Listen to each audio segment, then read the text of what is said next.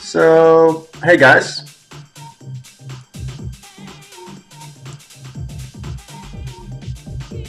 Let me test my volume real quick. So, hey guys.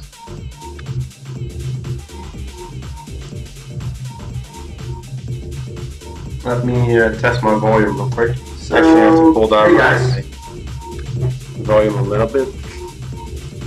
But yeah, I'm gonna wave like this. Hi, I got a new webcam, as you can see, guys. I had to place it in a really special way, so hi. Today, as shown on webcam, I will be doing some Warhammer painting. I've done this a really long time ago, like 15 years ago. I actually started doing this and collecting armies and actually battling out on a battleground, like the Warhammer Fantasy actually does. And I started painting them, of course, because that's one part of the hobby, basically. I quit doing that for a long time. I think I quit when I was like 16 or 17. I basically did like 2-3 years of painting and battling. And like about 2 years ago, I bought a battalion box, the box that you just saw. I'll show it again. You can see right here, here, Vampire Count Battalion. I always played on that. I never played other races except for with friends when we switched races and stuff like that. But the main part that I really like about the Warhammer 40k is not at this point in the game, at this point in my life, I would best to say it that way, is not the battling part, because I just do not have the time to do those battles. It's just impossible for me. So what I picked up, and what I really wanted to pick up again and kind of want to stay in for a long time, is painting. And I'll show you something. This is an undead bone dragon. I'm not 100% sure of the exact names anymore, but as you can see, I already painted this a long time ago, and the image is a little bit unclear. Let me see if it focuses correctly.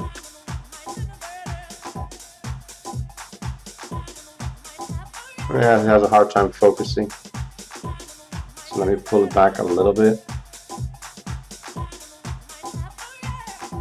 Let's see if it can actually focus properly. As you can see, if I move, if I move everything out of sight, you can actually see it better. So this is one of the figurines that I actually made like 2 years ago. I had this originally as a white and red dragon, but I decided to make it more of a zombie dragon because it had a little bit more flesh on it than a real bone dragon. So I decided to completely strip it of paint and just do it over, and this is the result. It's kind of hard to see exactly. Let me see if I can do something about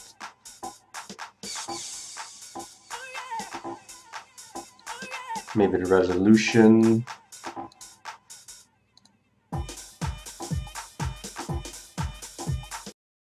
Maybe this works, this helps. I have to move it a little bit then. It's kind of hard to position my camera like this.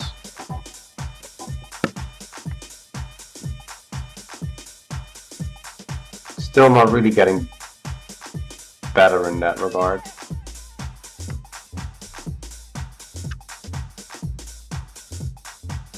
But I'll make pictures of them, because I kind of want to do this and sell them. Maybe I can zoom in a little bit. That might help. I'll go back to the 60 FPS with my camera. But yeah, this is definitely better quality. the 60 FPS. But let me see if I can just zoom in like this. That's a little bit better.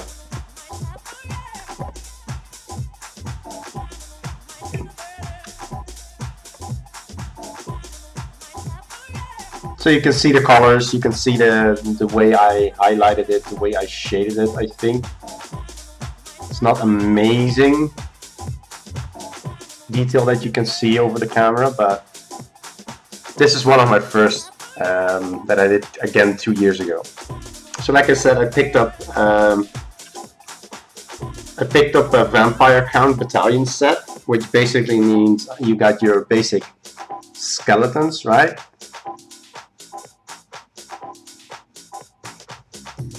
You have 10 of those. I think it's 10. I might actually be more. 20 skeletons. I painted 10, but I don't remember exactly where I left it. So those, yeah, those I actually don't know where they are. You have your goals, your kind of low life, fast undead creatures. And I'll show something unfinished, not completely finished yet, is the standard zombie. It actually might be because of the white background that it's so unfocused. So let me pull my mouse pad. Let me put my skeletons on the mouse pad and let me pull my mouse pad up to see what happens. I don't actually need the mouse right now, so in that regard it's not too bad. If I need the mouse, it's probably going to be for going to the web page.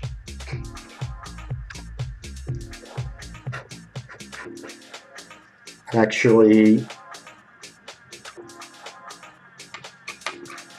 for, oh crap, I knew that was going to happen. My dragon is falling apart. But that's okay, I glued it imbalanced anyway, so it's falling over constantly. I think this will give a better detailing on the background. I'm not quite sure. It might also just be the light. Because if I do this, it should be focusing on what's right in front of the camera, right? It's not really doing that.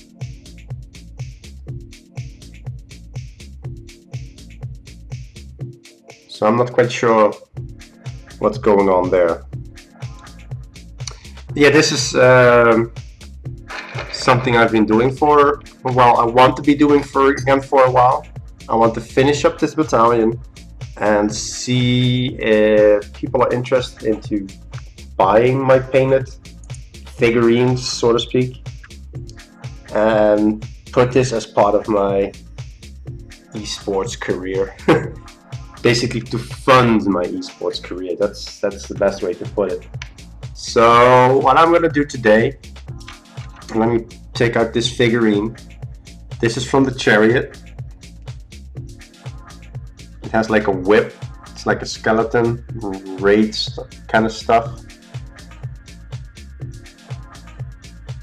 And I really have to see why it's so unclear. See, this is perfectly. It's focusing on my face, that's probably why. The problem is that at this distance, you cannot see the fine details. So we'll see how it goes. I'm thinking about putting my webcam like on the desk itself instead of on top of my monitor. That might help. Let me flip it around because the cord is completely new. Sorry about the nauseating making stuff that's going on. So now it's on my desk, right? I can actually fold it exactly how I want it. So it could be like this, where let's see what happens if I put it onto my desk itself. And I put the figurine in front. That looks a little bit better.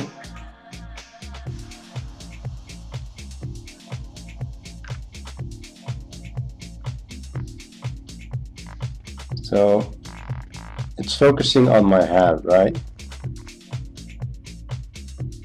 Problem being is that it should focus on the figurine. I'm not quite sure how it's going to do that, because now it's here, it's really clear, but up front it's not. So let me take my mouse, because I can configure some stuff with the webcam, of course. It's kind of the idea of having a webcam, that you can do stuff with it. Is that I can make it focus on this part.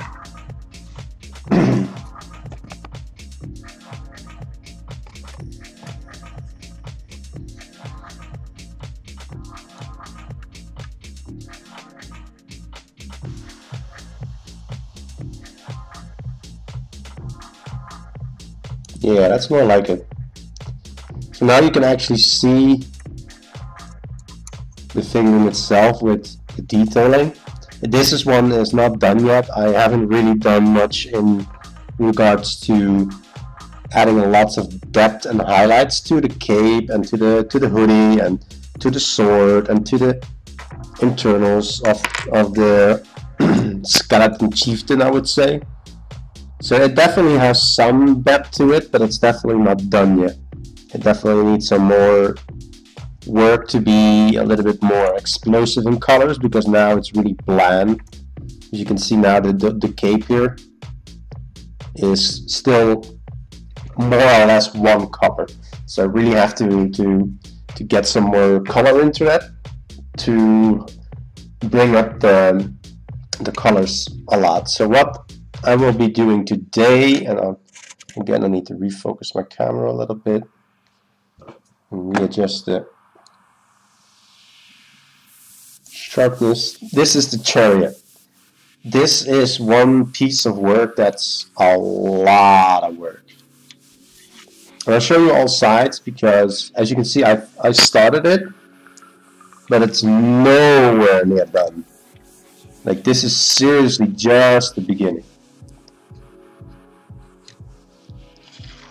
This is the back to the side we started on, so let me put it over. As you can see here, there are like lots of zombie bodies on top of it. And just to give you an example, this is where the rider basically of the chariot stays. So its head basically is like half behind the pile of bodies, and the rest is his foot is like on the pile of bodies. So I want to be working on this one today. And what do I exactly want to work on is simply basic coloring.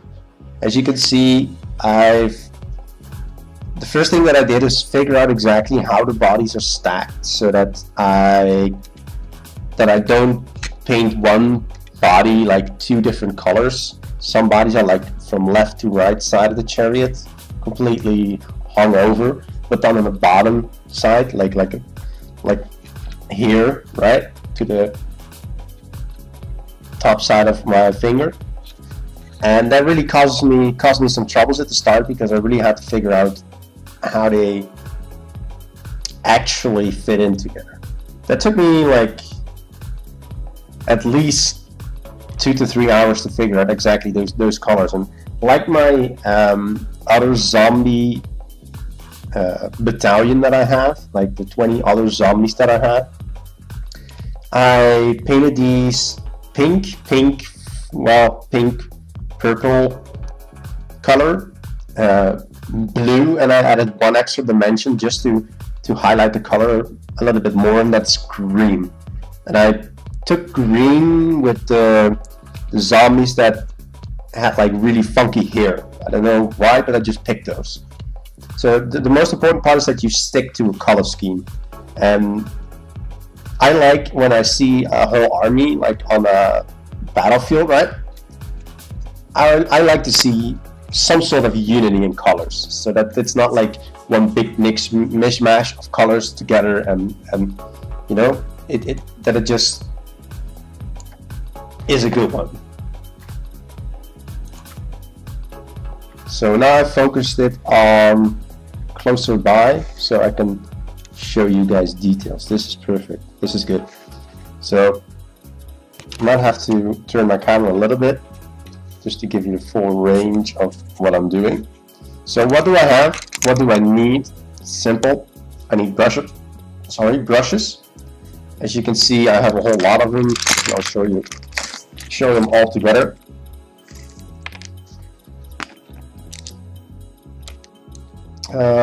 This is a pen, nothing to do with brushes. This is another pen, special pen. My girlfriend is also a little bit creative with this stuff, so we bought some good brushes together and lots of different sizes. So we have our super uber duper, I'm gonna paint a huge amount of stuff. I usually don't use this on the models itself. I usually use this on terrain objects and stuff like that, or in this case, because this one has a really huge base here, I can use it to paint the base color to then add some extra dimensions to it. So we have our very fine one, as you can see, not a lot of hairs. Pull it back a little bit so you can detail a good amount. We have our kind of big brush to, I use this a lot to highlight stuff because it's very lengthy brush. You can use the tips perfectly to just get the top sides of everything handled correctly. And we have our middle one. This is the middle one. As you can see, a little bit smaller brush than the last one, just as lengthy, but you can really get this one into corners where a lot of brushes do not reach, like the bigger ones, and the smaller ones just don't get the paint in that you need. So that's a good one. And the last one I want to show you guys, and I have lots of other stuff that I sometimes use, but not that much, but these are the 4 brushes I use the most. And the last one is a precision brush. As you can see, very thin, very fine, very like pointy. So this one I can use to set like pupils from eyes. I can make a beautiful, nice, round, small dot to actually do that. So these are the 4 main brushes that I use. Like I said, I use a couple other ones. This is specifically meant to dry brush stuff, to highlight and add in depth. It's a very sturdy brush, so when you hit a surface, it doesn't how am I going to put this? It doesn't really stop. It's not like you can go over it and then the brush bends. No, you can definitely make like really good strokes across long pieces that you can actually highlight them a little bit better than with the other brushes in some circumstances. So that's the 5th brush that I sometimes use, but not as much as the other ones. So coming back to the chariot is base color, right? So I want to do base colors. So I don't really know anymore where I left off last time, so I'm just going to pick up somewhere and try to give you a good idea of what I'm doing.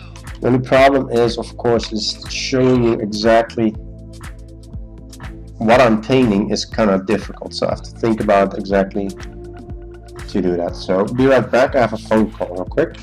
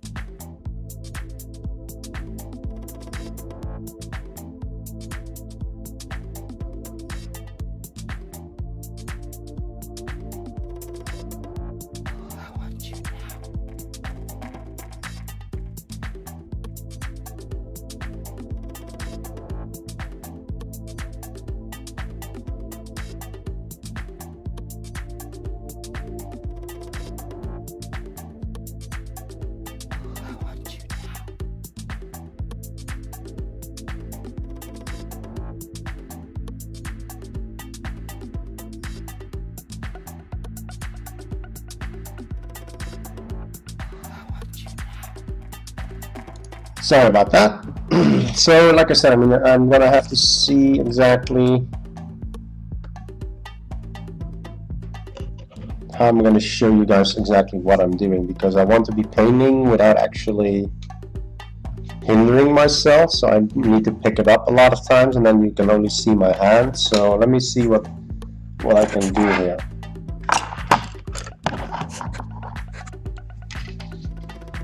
A little bit higher than this, and I think I'm gonna be okay then. So let me find something real quick.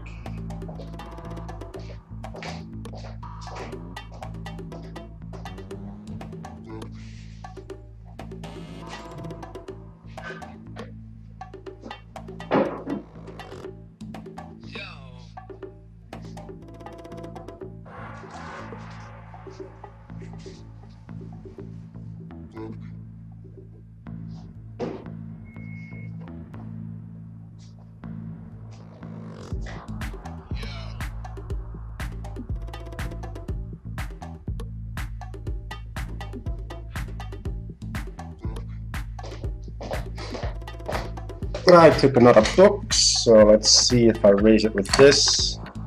It's probably gonna be good. So yeah, this is definitely a good. This is new for me, so this is the first time I actually stream this, so I'm definitely not 100% perfect in the setup yet. It's always kind of hard that at the first you do something with the stream and you do the webcam and stuff, and then all of a sudden you're like, well, yeah, this is good. Let me do this. Then you start up the stream and you're like, fuck, this doesn't work at all. So, one thing I didn't touch upon yet is actually painting colors, the colors itself. As you know, to paint you need colors, and personally, I bought like a basic set 2 years ago. I need to shake these really well. I'll show you a couple that I'm going to use today, and I'm going to show you a couple different types of paints that made life pretty easy, because 15 years ago when I started doing this was like the start of Warhammer. There was really not that much different paints, and I think I might even have a problem because they're dried out. No, that's not completely true. Let me get a glass of water, something to stir with. I'll stir it off.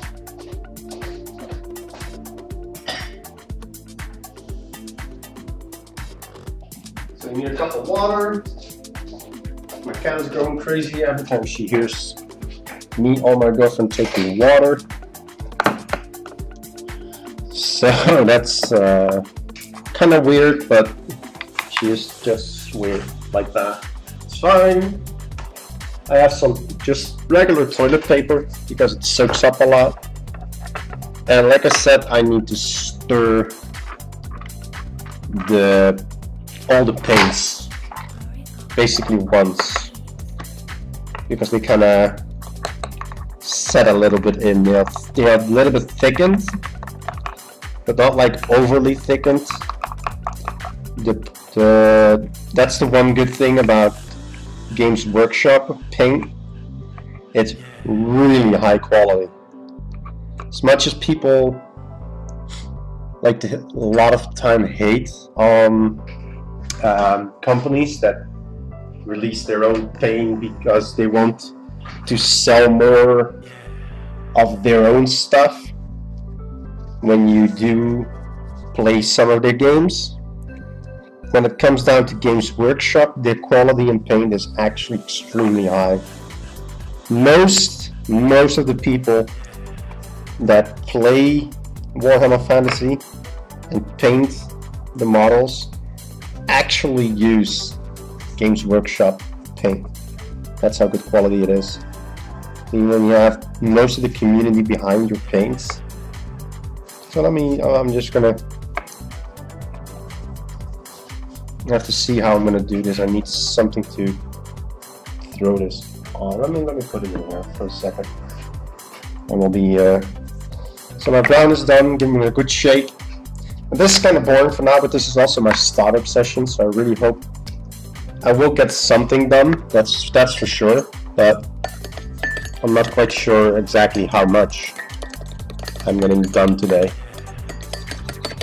This will also be up on YouTube. For the people that are watching me on YouTube and see this, come over to me when I live stream. Follow me on Twitter. My social media is actually the top left of the screen, like here. So keep an eye out when I stream. You can subscribe to my YouTube channel if you want to watch these videos more often. And just tune in whenever you can.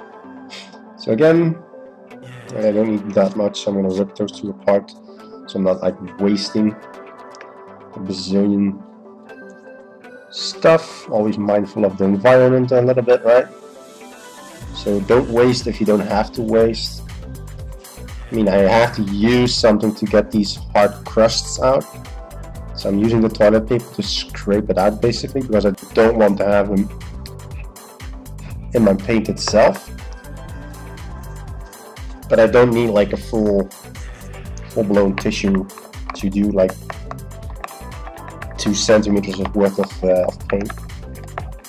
Little paint strip. So what I'm doing, I'm stirring them up completely, making sure that I get every little corner in. Scrape them off because I want to preserve as much paint as possible.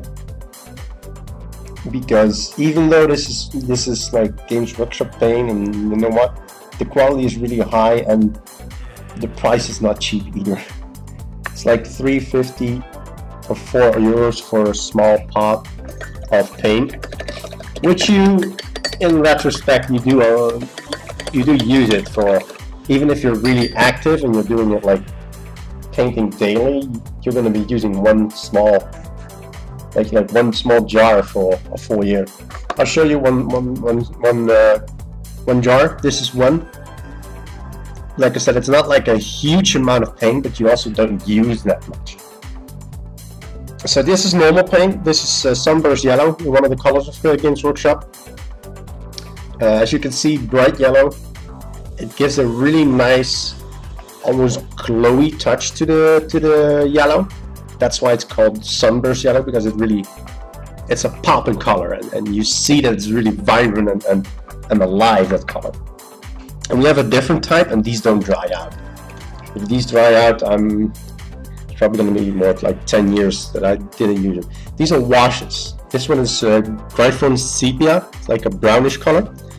And washes basically means that it's a really thin version of colors, because then you can really easily get into the deep holes of stuff and add some really nice looking color shades to whatever you're doing. So let me shake my washes real quick. Like I said, these don't dry. These are basically water with a slight tint in it. So let me put these on a row, and I'm currently also doing this like at my computer, like my normal gaming computer, so it's all a little bit cramped. I'll see if I can fix something better for next time. But for now, like I said, I'm gonna go quickly rate these pots and make sure that I can go on painting non-stop. And for the ones that basically just starting out this stuff, I will be well, not like per se a tutorial, but this is kind of like an introduction to how stuff gets made basically. So I have something really tough here. The red one is not really cooperating, so I have to slowly take it out, make sure that it doesn't, it dropped into my jar, but because it's like hard and big, I can just pull out the chunk. That wasn't that big of a deal that I let it fall, but try to avoid it, because if you don't pay enough attention, you can, those big chunks, they really mess up your texture of your paint. If you get that one on your brush and you don't notice it, you put it onto a model, your whole model is ruined. So definitely be be very careful about what you do with your paint. The paint is basically the lifeline of your hobby, right? Because without the paint, you cannot paint the models. Think about that. So treat your paint really nice. Try to keep it clean. Like now, this is something I would say is really necessary. And a lot of people think like, well, you know what, I'll just stir it up a little bit and that's it, you know, and I'll just put my brush in and I'll be done, right? But that's not how you treat stuff that you use to make your models pretty, right? You're not saying to your girlfriend like, well, here's 2 years old makeup, just open it up and use it as is. That's fine, don't worry about it, you'll be fine. That's not the way to go. I think you'll have a big fight with your girlfriend. So a couple colors you use more than others, of course. This is white. And this is actually not as bad dented as the other one. So, yeah, this is a little bit more moist, which is actually not bad for me. So let me stir it up. It doesn't really have big crusts in it. It's also possible that my girlfriend used this one a little bit after. Sometimes she just uses some of my paints. She used, I would say, in her own painting hobby. She doesn't do that regularly anymore, so she probably used it once or twice somewhere along the lines in the last year. That's why this one is more moist. But like I said, I'm just taking my time. I'm not going to do anything crazy. I'm not going anywhere. I'll be streaming for another 2 hours. Well, 1.5 hours to 2 hours, so definitely be getting into the painting soon. It'll probably take me about 15 minutes to finish this up. Probably want to try to not paint my desk. It's already white, I don't need anything more on it. As you can see, shaking just to make sure that everything comes up correctly. I'm going on to the next one, Mithril Silver. The one I just had is called Skull White. And why does Citadel give them special names? Because they're just not normal paint colors. It is not normal white. As in the Warhammer world, people will call it white, but as soon as they are talking about specific real colors, they're talking about Skull White. And that's how also shows you how popular those colors are, those paints are, because they simply just, as soon as it's actually like what exact color did you use, they know exactly what color they put onto the model, instead of just saying like, oh, it was just white, you know, or it was like a kind of broken white. No, it was specifically Skull White. So my silver is almost done. Let me stir it up real quick. And especially silver, make sure to just stir it up a little bit more. Also, when you buy these new pots, just make sure that you stir them up really well before you actually use them. Because if they've been on the shelf of the store for like half a year, you definitely need to make sure that you stir them up properly so they get mixed really well. They probably won't be as long as 2 years on this shelf, because generally speaking they have like 2 or 3 of each color. And like I said, I mean, if you're really active in painting, you probably go through a set in a year. But every year, every Warhammer freak, painting freak, actually gets new stuff. There are some colors, of course, that you don't have to get every year, but colors, the basic colors that I basically have here, you go through in a year easily. If you want a whole army painted, that's really, you use it real quick. As you can see in the background, there's like Well, then you can't exactly see, you see pinkish stuff here. That's my pink zombies. These are my blue zombies. My blue zombie regiment, like 10 zombies, are actually almost done. I only have to do the bases of 3 of the zombies. So I might end up doing these after I finish the basic coloring on the chariot, right? So my silver is done. Shake it up real quick. Goblin green. And again, this is purely maintenance. I have a scalpel-like tool for this.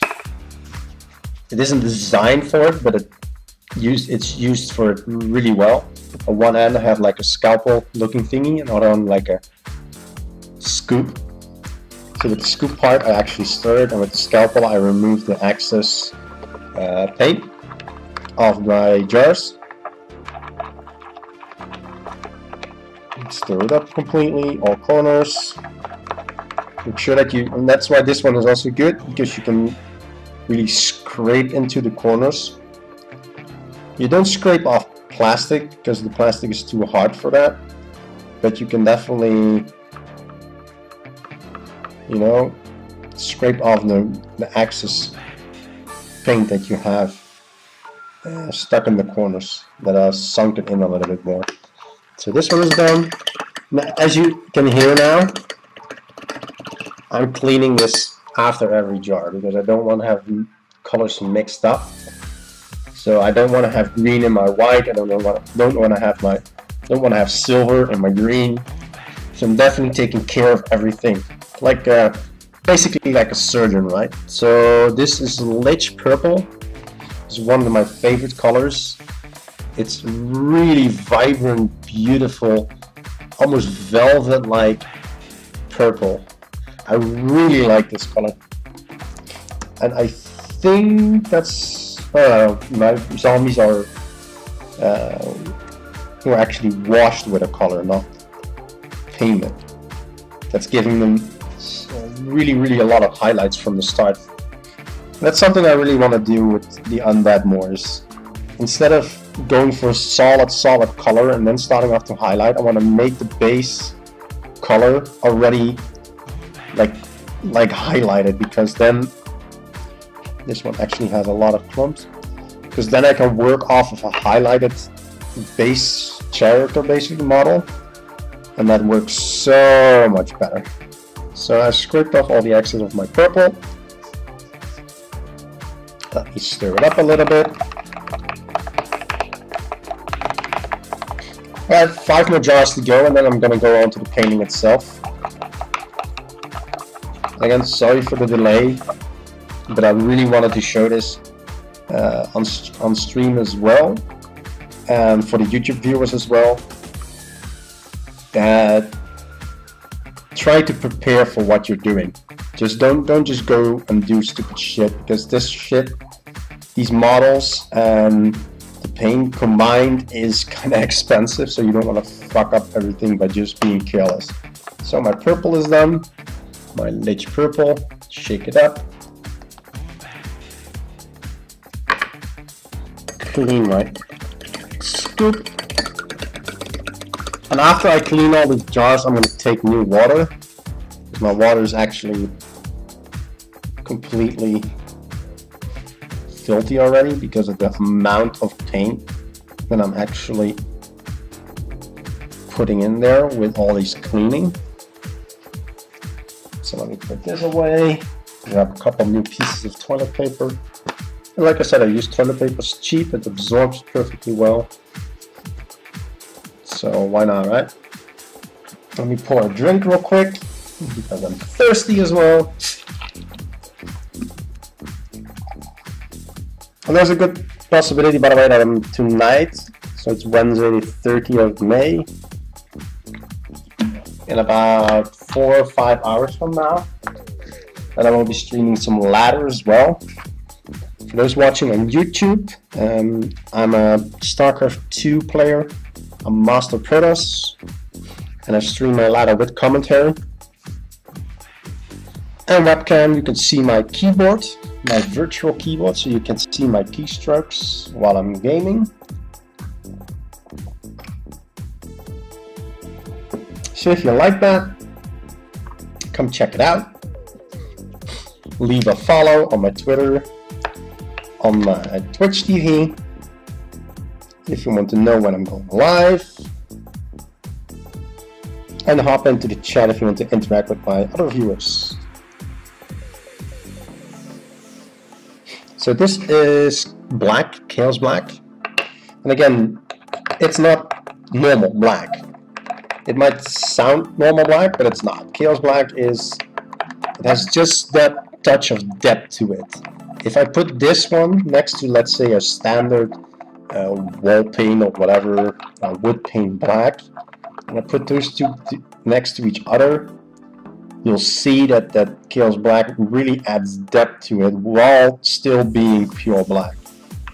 So in that regard, like I said before, Games Workshop paints are really special. They're manufactured specifically for the painting of models, of course. So they really take care of their products pretty well. So brush this off. We're just shaking it through water so that the most of it gets away, but then I need to clean it, of course. I'll show you what I'm doing.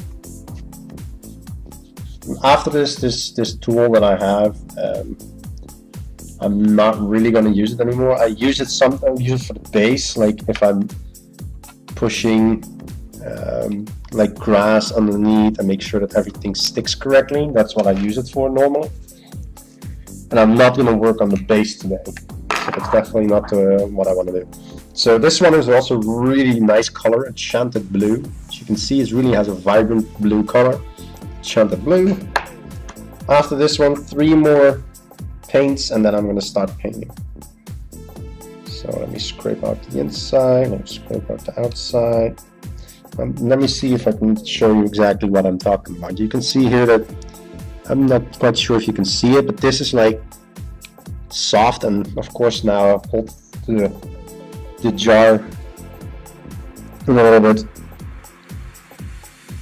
in a position that it falls out quickly. So I have to pull this out. It's not a real big deal. Like I said, I have a scoop. And there it goes. Now I'll show you what comes out. This is the stuff that you don't want into your paint, because that's basically too dried out to actually provide you with anything else than clumpy, useless stuff. I'm gonna pull it out.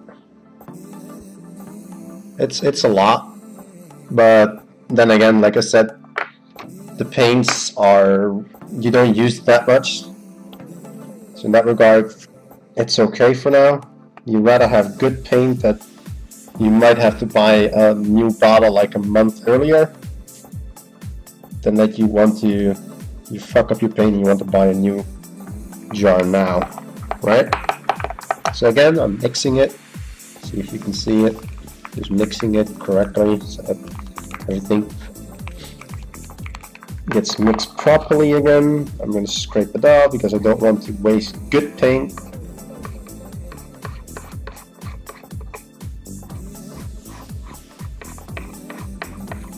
There we go.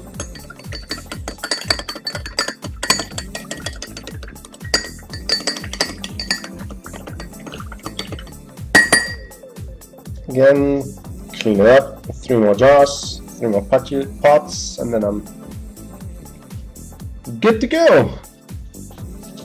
So there, let me put that away. Next one, shake it up a little bit so that it gets mixed up properly. That's my Enchanted Blue done. I have my Dwarf Bronze. There are a couple of bronze colors, of course, and Dwarf Bronze is one of them. It's really like a more, I'm gonna call it darker bronze, I would say. Yeah, darker is probably the best way to describe it. Sorry.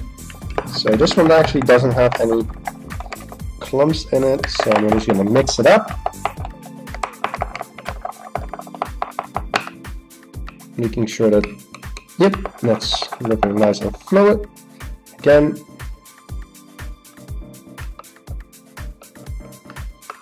scraping it off, leaving as much paint as possible in the jar itself.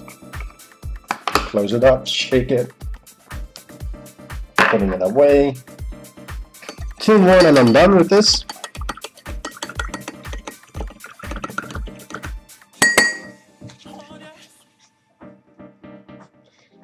And for the first couple of times that I stream this, and I do this, well, I wouldn't say show, but do this type of stream, I want to do the model painting itself. If people like this on YouTube or on live stream, I will definitely go into also like terrain building and stuff, so that you can see a little bit more than just model painting, because eventually my models that I have now currently are painted, and I will definitely get new models, of course, but those are quite expensive, and I really want to do, still again saying, like, I really want to sell them so that I can basically just keep on doing this, showing this on live stream, buying new models, painting them again, and I might even be able to do some stuff on request then as well. If people say like, hey, I wanna have a, like, let's say they saw my Rome Dragon and they're like, wow, I wanna have something painted as good as you did, and you know, here is an X amount, make one for me please. And that's what I can do then. Okay, my bleach bone nicely cleaned up. Let me mix it real quick. Hey Guto, that's the plan. That's the plan. That I eventually, if people really like it and people want to buy it, that I buy him, I color in my way, and then that people want to buy him off me. It's still a hobby as well, so it's not like I'm doing it only to make money or something, but it definitely could keep me from stopping this, because eventually the models, the one that I showed, and I have to re-glue my wings onto my dragon. This dragon is like 65 euros to buy, clean. Then you have to assemble it and paint it, so, and that's really expensive hobby. So definitely, for me, doing it like on a really regular basis, like streaming this, making YouTube videos off of this, for me it's not like only, okay, I can have this as a hobby and that's it. I just can't afford to buy that many models at once or after each other. The last one, Hawk Turquoise. Oops, that's the wrong.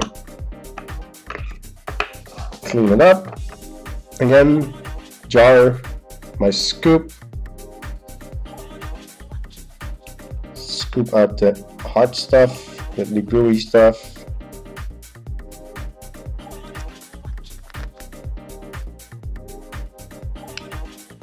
This is Warhammer Fantasy. For the people watching on YouTube, I have a live chat, so people sometimes ask me questions, and that's why you sometimes hear me answer questions that people ask in the Twitch chat. So yeah, Warhammer 40k is the sci-fi version of it. I personally like fantasy better. I tried 40k a little bit, like with a couple of friends that had armies, but they're traits both of them. I just personally like 40 fantasy just a little bit better. So my last color, and all my colors are completely prepped. I'll go get some new water real quick, and then I'll go start painting.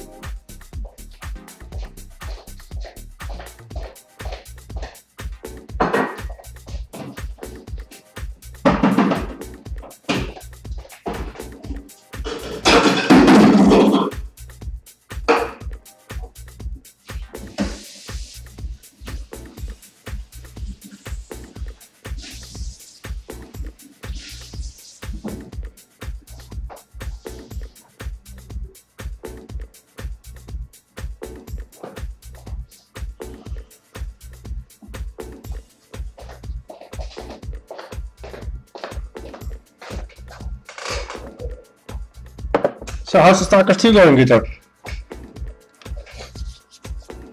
Well, I think about how I'm gonna do this chariot space colors.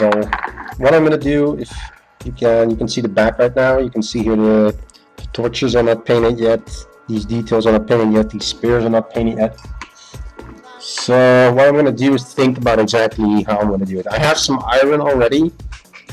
Like this is all bone wood. That's why it's a little bit lighter color. I will add some depth and highlights to it later so that it really looks like it's wood made of bone. And I already have like bits of iron there. Do I want to make the torches wood? Do I want to make them bronze or iron? I mean, I have dwarven bronze like here, so I might end up just making the torches bronze with wood as well. So it fits in a little bit more with my already bronze. And I don't overdo the iron, the silver too much. Well, school is also important, so definitely if you have to focus in school, do that. Definitely do that. So let me put this to the side. Let me decide what brush to get. I'll be using my standard all-round brush. Where is it? There it is. And I'll be doing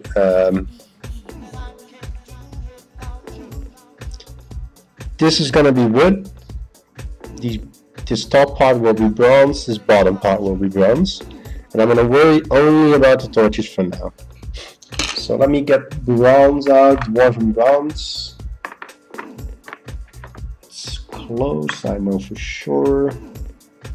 It's right up front, dwarven bronze, shake it a little bit. Oh, let's go! Let's make sure to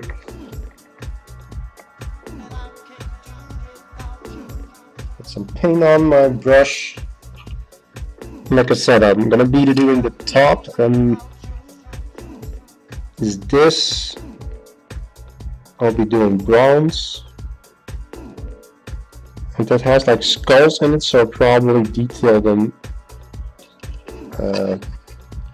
soon. I definitely have to think about my camera angle the next time. I think I'll have to fit something on my chair or something. Not quite sure how to do this properly, showing you guys what I'm doing and actually properly painting, because I think I needed more of a top view.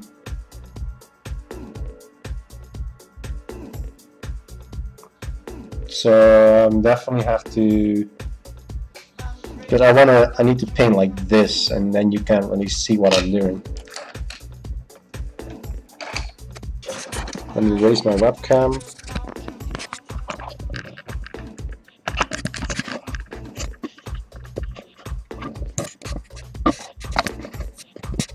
No, I need to get another book or something. We are back. This is, like I said, all in like learning phase for me also for this type of stream.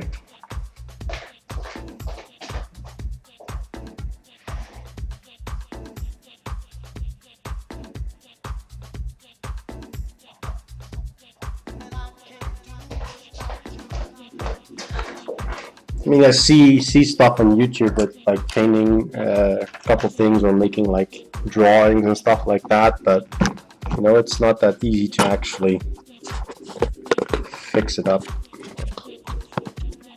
So I guess something like this, still a little bit higher, that's no problem. So I'll be doing it like this, I guess. A little bit more to this side. Yep, that's the way to do it.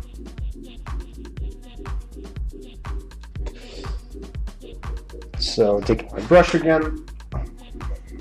I can shove my bronze more to the front, a little bit lower. Yeah, this is way better for me at least. You can definitely still see what I'm doing, I guess. So like I said, I'm doing the top bits bronze, and don't overdo it. Don't Don't go too fast, make sure that you hit what you want to hit. The difficult part is actually on top of here because of the flames are there. So you have to kind of maneuver yourself around the flames without actually painting the flames bronze. And these are things that you need to learn if you just started out with this. Is that take it slow. If you're not sure how to do it, I bet there are like a bazillion tutorials on everything. So check out the tutorial. Don't mess up your model just because you're stubborn. Basically what I'm saying. So I'm just, because I don't want to overdo the accidental movements, I just take some paint onto the tip of my brush, not the complete brush, and just go over everything. Take a small drop, and then also if you have a small drop like this instead of a huge blob, if there's something going wrong, you can correct it real quick.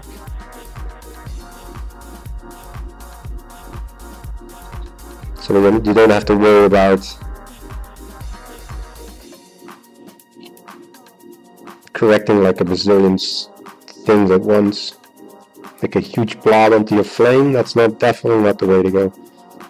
And again, this is all base color. I'm not adding in highlights yet, because I want to do that basically when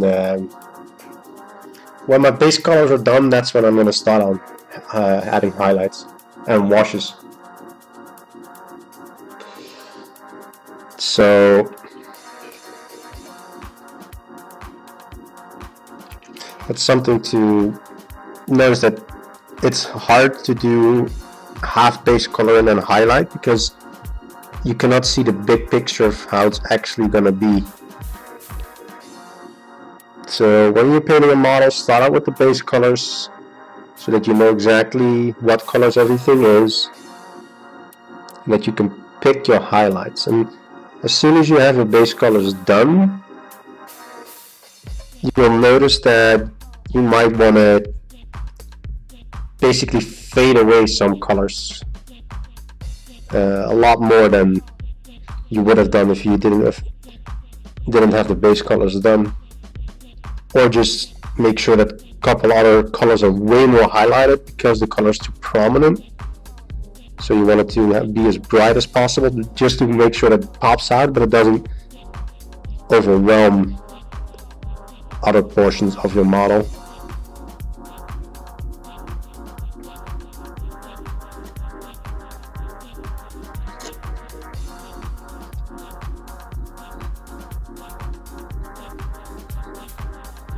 And sometimes we're just a little bit quiet, making sure that everything works. As you can see, it's a really time-consuming hobby because you want to be precise with this stuff, and you can only be precise if you do it slow and properly. I'm just painting the torch holder with flame holder basically now.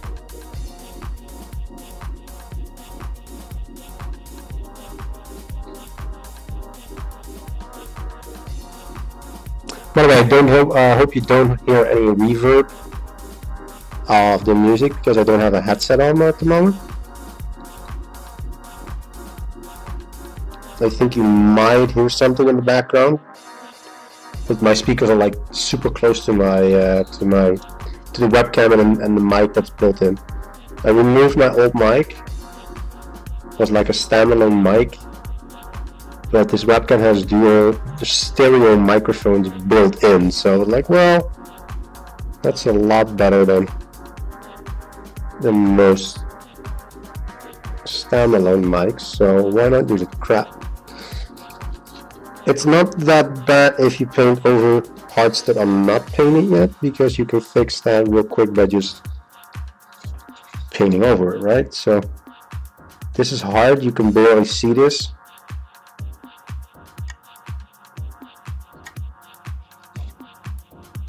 Just make sure that you look at it from every angle to to make sure everything is nicely filled up with bronze. And as you can see now, I'm like tabbing into the paint just to make sure that all the detail doesn't get soaked up by the bronze that I just put on. And as you can see now, simple, this part here, bronze. And again, I'm focusing on one torch at a time, per color, because you want to do both sides the same, right? So what I will be doing is I will be doing bronze on the left torch, and then bronze on this torch, both sides, top and bottom, at the same time, basically, well after each other.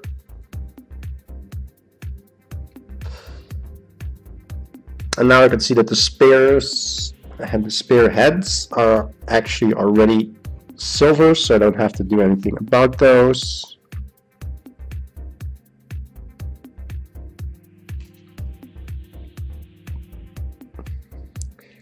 You can't really see it, but this is where I'm working on now, like the bottom part of the spear. You can see I do little dabs of paint just to make sure that I don't mess up too much. After like 10-15 seconds I have to get new paint on the brush because the one that I put on is already gone. That's good, that's how you want it.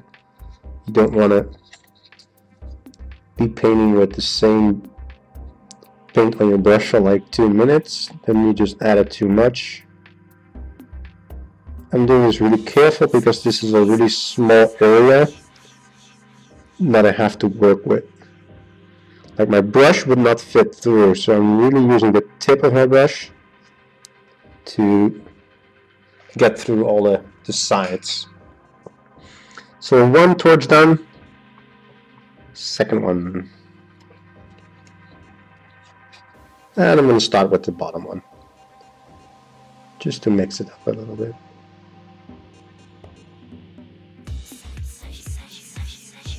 And I came up with this idea by live streaming this because I used to do this kind of games a lot back in the day when I was young, like Warhammer, AD&D, Magic the Gathering, all that kind of stuff. So when JP started doing roleplay, I was like, well, I want to do something like that. But roleplay itself, I don't really have the time to get together with 3, 4, 5 other people and do that kind of stuff. So I was like, what can I do instead of that? So that's when I reached back to my Warhammer, basically. I said like, well, I can do something with that. But the only problem at that point was my webcam was not good enough. Like seriously not good enough. You've seen my webcam. This is a new webcam. And this one actually records 720p 60 FPS.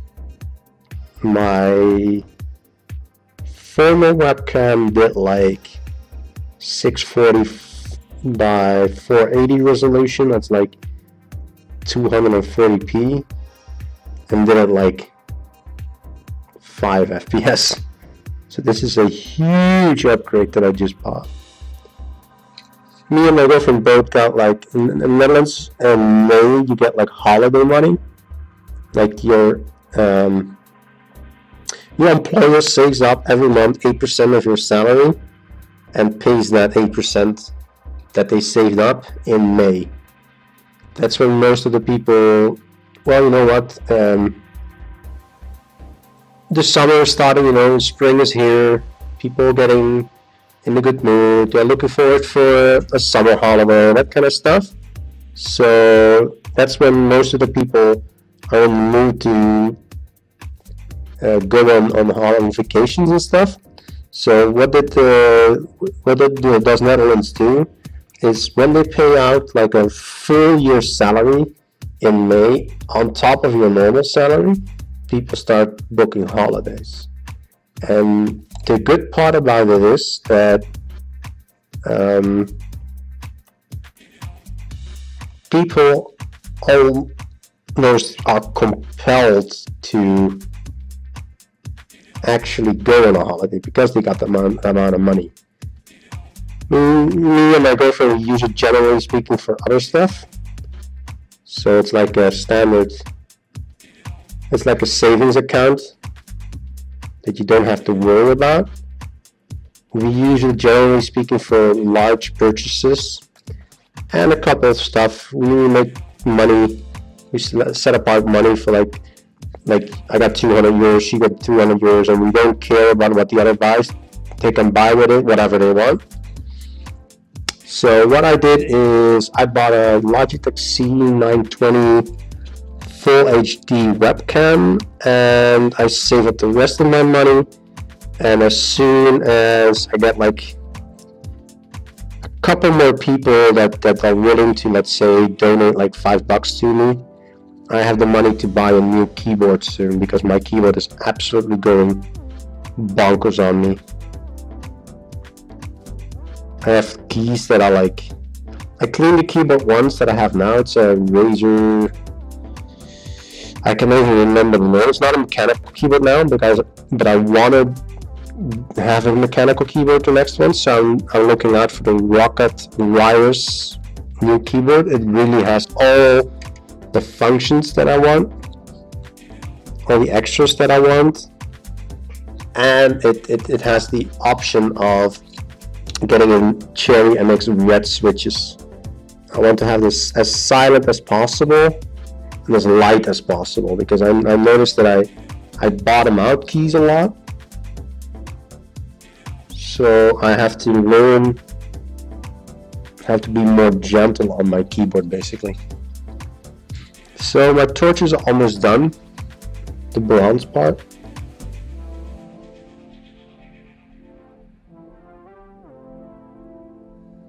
And again, I'm looking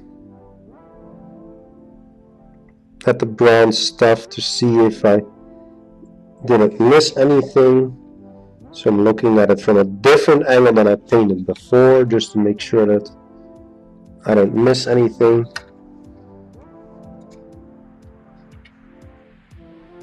And this is something people don't usually do. So as you can see, the bronze of the two torches are actually done. Let's see if it's sharp, at what distance it's sharp. It's here. I can readjust that, by the way. I think this is actually a little bit better. This is a little bit sharper, yeah, perfect. So as you can see, the bronze is done. Yet again, no highlights, no shadows, nothing special yet, just base color. So now I'm going to do is these, the poles basically, and what I'm going to use for that is just simple brown. So let me find my brown, snake bite leather brown. And wash this up, my brush, making sure it's clean, no colors attached to it from my bronze. I might be streaming tonight as well, and if I'm going to stream tonight, I will be doing ladder for sure. I don't want to be doing this all day. I want to have this on the side basically, where I don't only stream ladder, SE2 ladder, also just something else that I think is really interesting for me at least. What other people think about it, I'm not sure yet. We'll see. Let me shake that real quick.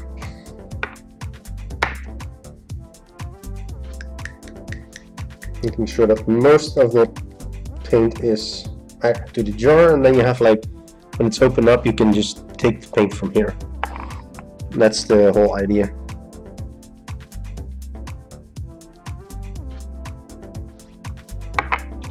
So this is real simple. Let me show you guys. This is gonna be brown, this is gonna be wood. And with only base color, of course, it's not gonna look nice at all. It's just a flat brown color. But once I'm actually done with it, you'll see that it's gonna be quite nice. Because even though this is like a flat, no detail, no aligned piece of model.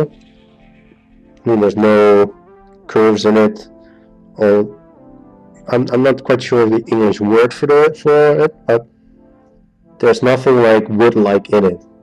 So I have to create a wood-like with colors, with highlights, with shades. I'm gonna make it look like that.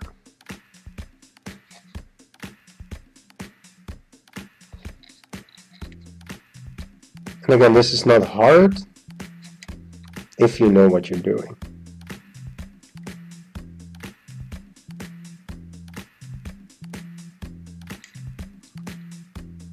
The techniques, a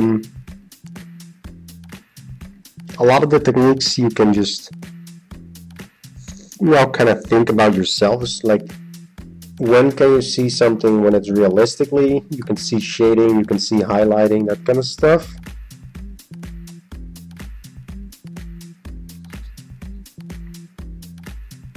That's kind of easy to comprehend, basically.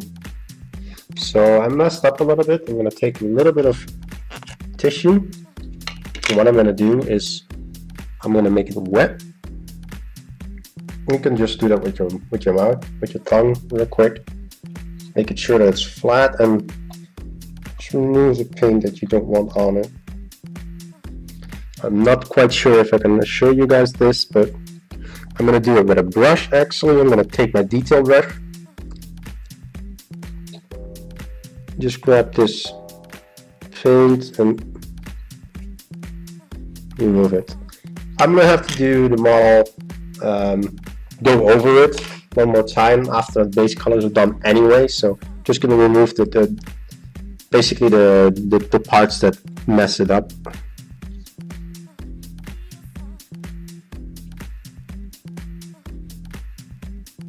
And after a while, if you do this, you'll start to get better at knowing what parts to paint first. Because if you paint the parts that are really hard to get to first, and you mess up a little bit, you can just leave it. Just wipe off like excess paint and then just leave it as is and just paint over it the next color.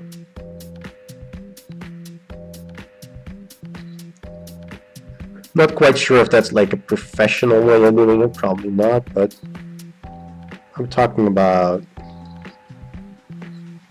how do I make it look good without going to like extreme extents to try to not have it happen or fixing it. Because technically what you can do is, of course, you can take like a file or something and file it off, but I guess that's maybe for professional painters, yes. But sorry, sometimes I move out of the webcam view because I just want to have the angle to get to a certain small space that I'm just not getting completely perfect. Now the hard part is this. It's like in between.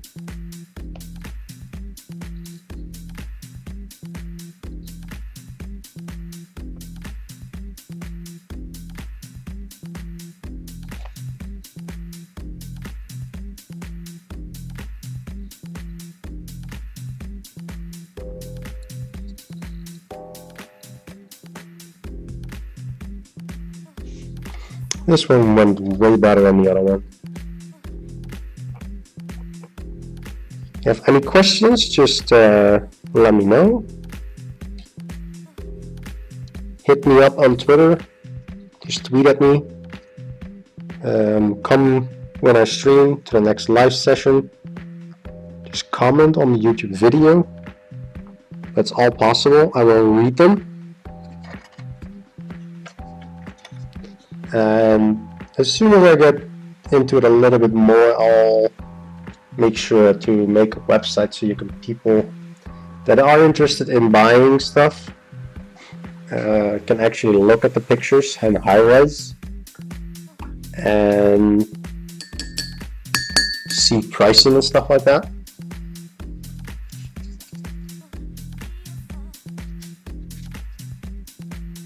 This is one of the centerpieces of an army. Like this big of a chariot is definitely one of the centerpieces. It's huge, it's big, it's also one of the bigger, better things, I would say, on that army.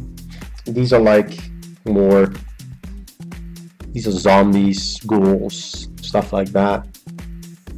They are easier to paint simply because they have larger surfaces. You don't go in that much detail with these, but still, as you can see, because the way I washed them, I used a lot of wash and then shaded it up with a little bit of extra Chaos Black, and you know, just added a couple of extra stuff in there, so it still looks quite detailed. But this doesn't. This is like 30 minutes of work. This so far, 3, 4, 5 hours of work, and still not even the base colors are done. So let me check real quick the back. As you can see, these pouches or whatever they are, flasks, I guess, are not done yet, and these spears wooden stuff is not done yet. So I'm going to work from top to bottom. So I'm going to do the flasks first, but I'm not quite sure what kind of color I'm going to give them. So there are a couple of options. Of course, you have the typical clay color, like brownish, a little bit darker, I would say. I would say like a hint of red in it, like a real clay color. Or you have like your glass colors. Then I would say there's like blue, there's green. So that's, but it's an undead army, so I'm not really going for like the fragile high-end merchant type. So I would not take glass. I would go for the clay color. So there are only 3 flasks on here. So what I'm going to do is I'm going to mix a color that I really like myself, just to make sure that it stands out from the other brown ones. So I'm going to take my snakebite leather that I just used and just put away again. So I'm going to take my snakebite leather, and what I'm going to do is I'm going to take my blood red and I'm going to add in a little bit of red into it, see how it turns out, and if I still need to change something else about the color when I mix them, I can add in something else. So I'm going to use a mix tray for that,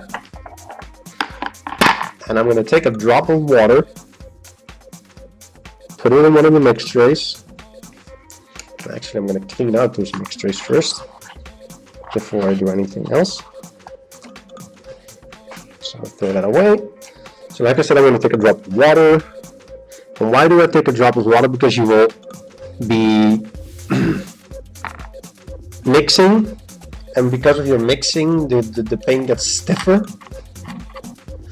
And you don't want it to stiffen up too much. So I'm going to take a drop of snakebite leather.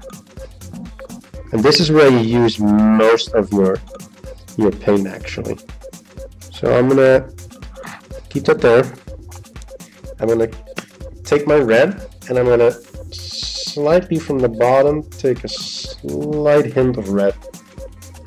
As you can see, I'm doing it with the same brush, but I'm being really careful to like scoop off a little bit of the red instead of plugging my brush in, because if you plug your brush in, you mix up the colors. But the way I do it is I basically pull away from the red, so that way you don't really get a mixed color in your jar. The perfect way, of course, is working with 2 brushes.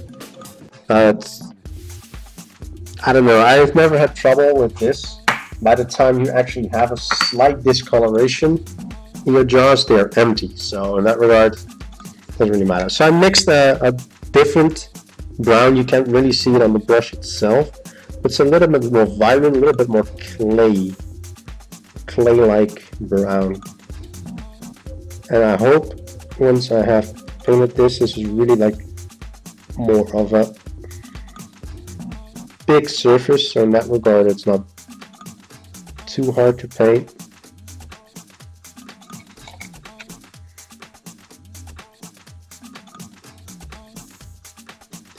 So a little bit more paint. I'm doing all three, and then I'll show you guys what the difference is between this and the snakebite leather pieces that I did. And you'll see that there's quite a bit of difference in the color. The only bad part about this is I really need to work in really small places here. So take it from the other angle. And this is really hard because I'm using the brush as an extension.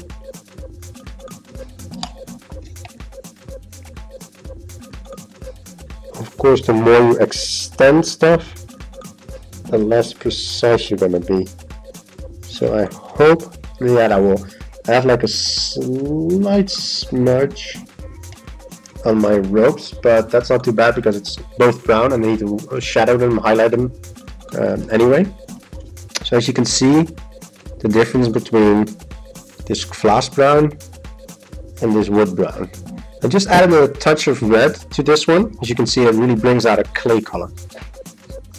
So you just have to think about natural colors, like how, if you see clay, you would say like, hey, it has like a red glow, but it's brown. So that's exactly what you're doing. You're recreating nature's colors.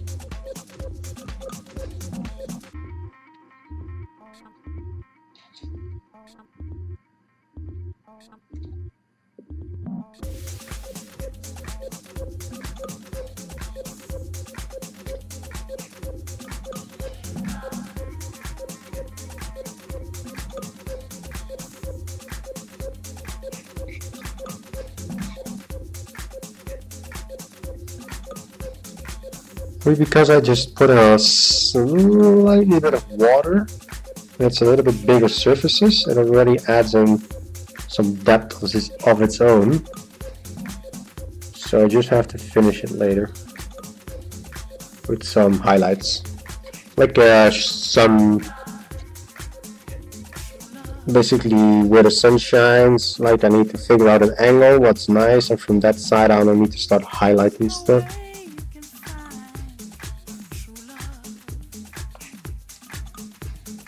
Crap.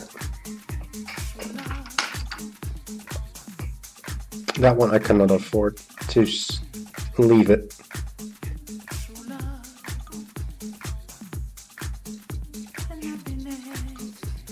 There we go. When I pulled out the brush, it accidentally hit one of my bone wood basically, and that's definitely not the correct color combination. Just let it stay on.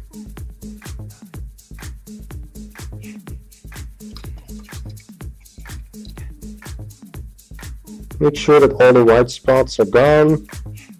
Just check it from another angle. Make sure you have everything done. Okay, so now my flasks. So my flasks are done, my torches on both sides are done. So I have the whole backside done except for the spears. So that's definitely the next part I'm gonna do, the spears. So again, what do I want to do with the spears? Do I want to make them just wood like the torches? Do I want to make them like a different type of wood? I'm thinking like a, I would say mahogany type of wood. Seem nice, and in that regard I'm sticking to the brown color that I have now that I mixed from my flasks. I'm just gonna add in a touch of black just to make it a little bit more mahogany is a little bit more red, but it's not exactly what I meant. So I'm taking my Chaos Black,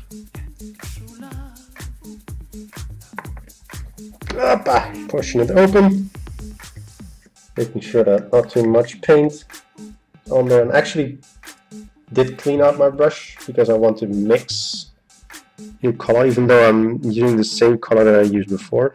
And definitely when you do black stuff, make sure that you don't use too much at once, because black is really strong. So I took like half a drop, and it's already a little bit, well, that's not too strong, I guess. Right, I'm going to take a little bit of snake by alot. I'm just highlighting it, lighting it up a little bit more. So this is too dark for me, what I just produced. Yeah, this is better. It's because I've added a little bit of brown, a little bit of snake by alot, I need to add in a little bit of red again. This is basics stuff that you need to think about. You have a good color. So what do you want to do? You want to mix a different color from that base. You need to keep the base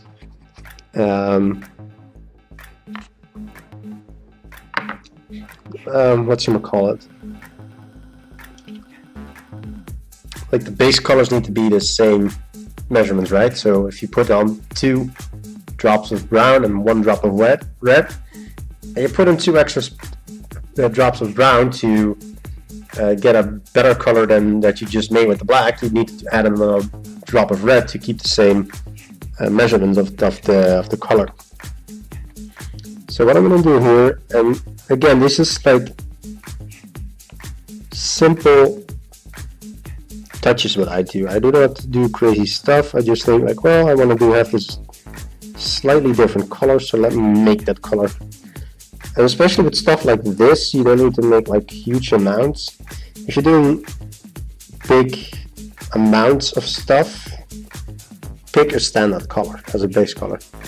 With the highlights and the shadows, you can do so much that you can. It's much more important to have a single good color and work from there than that. Like 3 colors through, you see that your color's out, and you need to remake it, and it's impossible to get the same shade.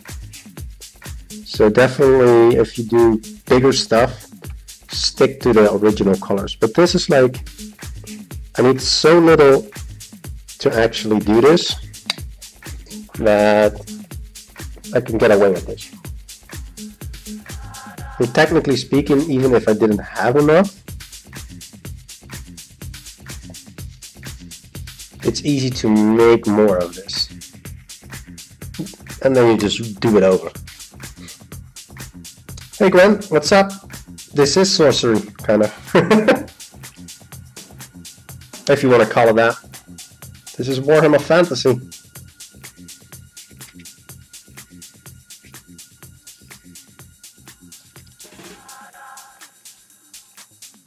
This is something I've been wanted to do for a while now, but I didn't have the webcam for it. And as you can see, my webcam, I got a new webcam.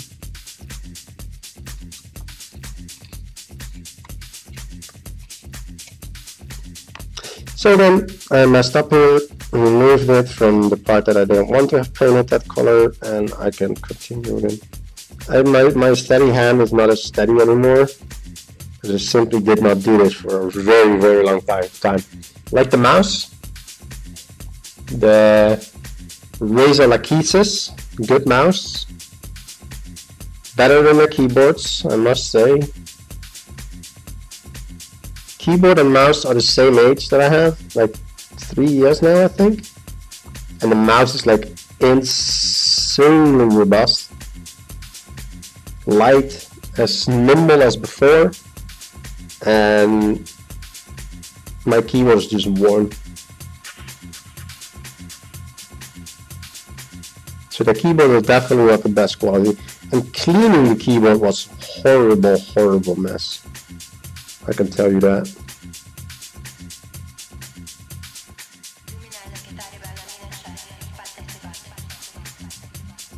I broke so many keys because they were so stuck in a weird way. So a lot of my keys are just not responsive as they should be. That's why I'm only at 160 APM currently. Well, when the keyboard was new, I was over 200. simply because a lot of times I hit a button and it doesn't respond, which is kind of crap. But oh well, like I said before, I'm in the market for a new keyboard. I just need to save up a little bit more money and waiting for the Rocket Riot MK keyboard to be actually released. And this is gonna be crap. I don't know if you can see it, guys, but I need to be there with my brush. Let me show it a little bit closer. So it's need to be there. So this is gonna be really tricky, and I'm already messed up now. Like, I haven't gotten to the place that I need to paint, and I already messed up.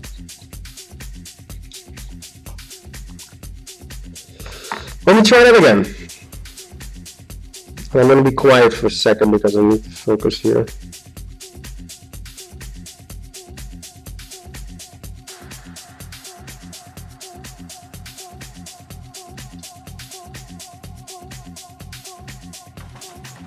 Need to find the right angle. This is really hard. I have to hold it differently.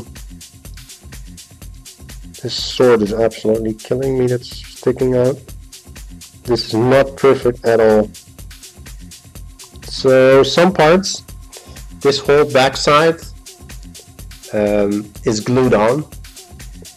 This whole cherry, you get it in pieces. So there's some pieces next time that I know just, okay, this whole back part with these two ropes on the side, I need to keep them out because this is just ridiculous. So what I'm gonna have to do is redo this beam of wood basically. I'm gonna make the top side this color. I'm just gonna highlight it from there. Highlight it a lot so it looks like it's in the shade or something. Okay, so the back side is done. Let's put it to the side so you can see the whole side, the back side. So I did today the torches from top to bottom, the clay pots like here, and I did the spears. And for the back side, I would say I'm done. What I am looking at right here is like swords, and I don't know if you can see it properly, but these are white. These are still white. So I'm gonna make these. I'm gonna either make full iron bronze swords, or I can make them with a wooden hilt. So what I'm gonna do is I'm gonna use the same color of wood that I used on the spears, and I'm going to use them on the swords, just to make sure that stuff looks nice together, right? It's not only one color here, one color there, but that they fit in together.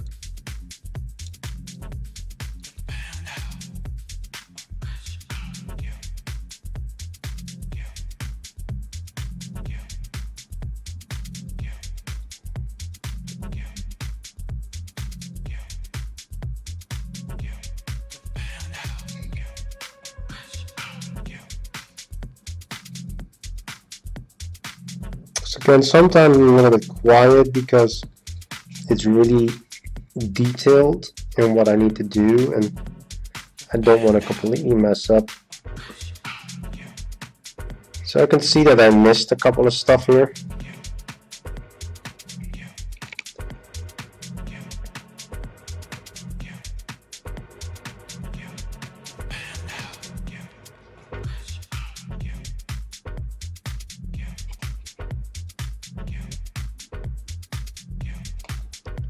These are small ornaments, I would say. That's why I'm making the same color.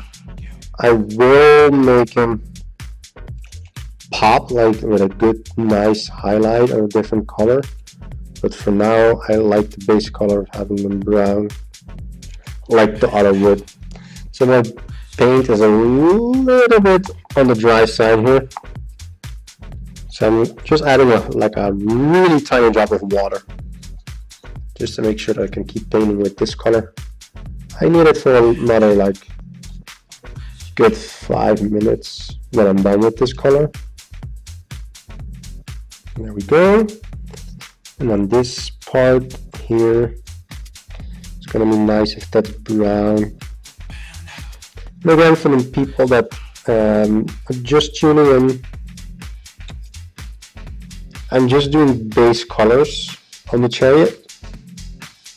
I'm not even sure if I got the chariot base color done today, because the zombies in the middle took me like 3-4 hours to get purely the zombie flesh color done. I'm not even talking about actual details, just about basic coloring. So the stuff I need to worry about is like these cords here. I don't know if I have it correctly. Like on the axe, there's like a cord that's holding the axe in place.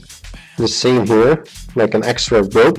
What I'll do with those, I'll make those standard leather color. Oops.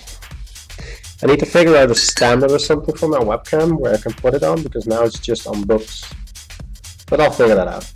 I can just buy a tripod or something real cheap somewhere. So, getting my brown, again, snake by alot.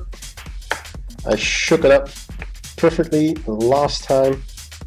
Take me a little bit of paint, and let me paint those ropes real quick. Also, they will add in a nice detail instead of having like exactly the same color on everything. They break up the bone colors, the ropes and wood nicely.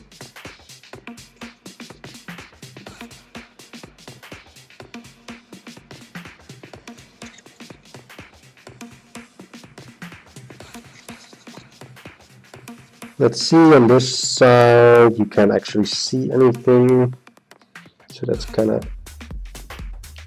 silly. That's actually a flaw in the model making, that you cannot see the rope on the other side. So one rope done. I still see a dagger, so I'm going to make that one leather. Daggers generally have leather hilts because they want to be silent with daggers. And I don't know if you ever heard somebody swing a sword, but holding a sword in your hand and swinging it makes really a lot of noise. So daggers generally have leather hilts because they want to be used by sneaky people.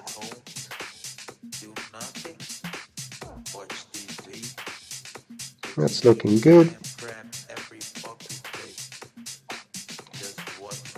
Okay, cool. That side is done. This side, 2 ropes. Then I can push on to the next side. I need to fix something silver here real quick. Like I said, I haven't painted these in like 2 years, so I kind of just stopped painting them.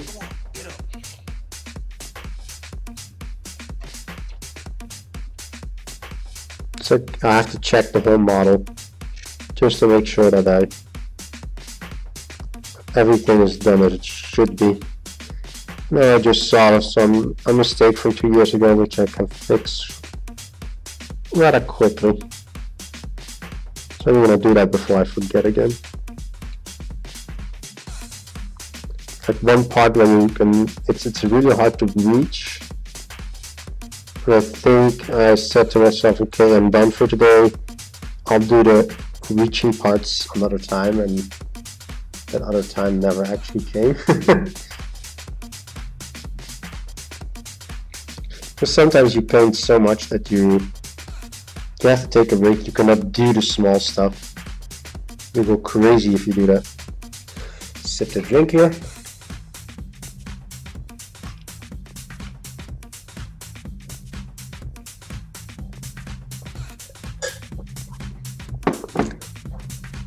actually talking quite a bit, so I really need to make sure that I drink enough. That's something I really neglect a lot while streaming, is drinking enough fluids. Generally speaking, I drink soda, but I need to also drink water and stuff.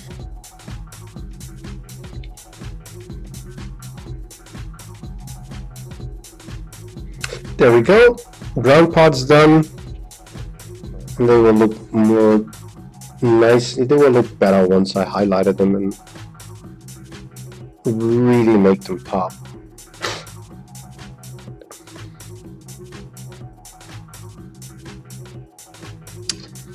So like I said, I'm going to fix the silver real quick. Then we'll go on to the next part, because I think then the chariot itself basically is done. I do have to remove it from the base at one point and reglue it, I think. Well, maybe not. But then this part is done, and then I have the four zombies at the front that I'll have to do. I already started with the pants and stuff like that, because I really wanted the theme of the lich, or the chariot driver basically, to come back into the front horses, so to speak. So let me fix that silver real quick, and then we'll move on to the front mithril silver. Shake it up real quick. Silver is really prone to being, like, having the silver particles not really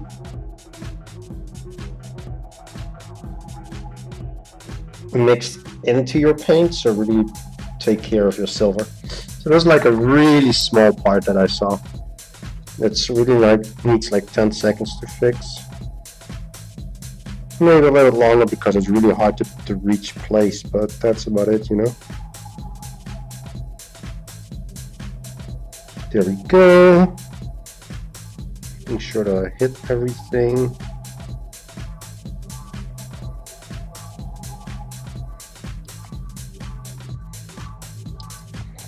Now from this side real quick.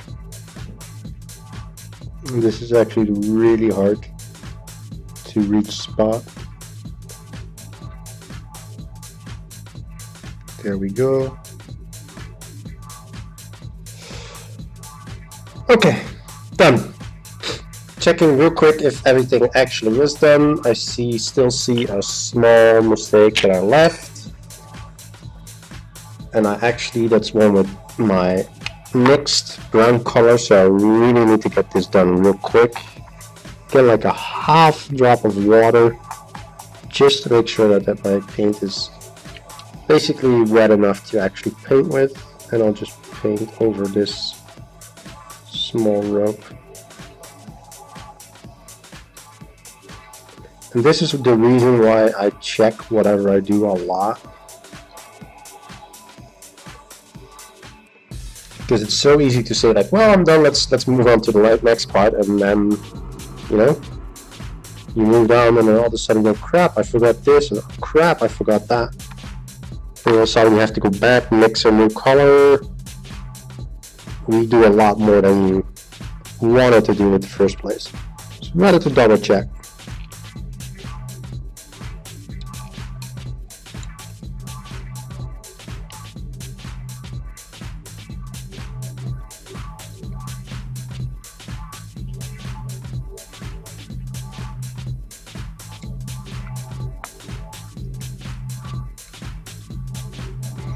A little bit more water, mixing a little bit more of the stuff, because it's really getting hard for me to actually do something. It's getting too dry.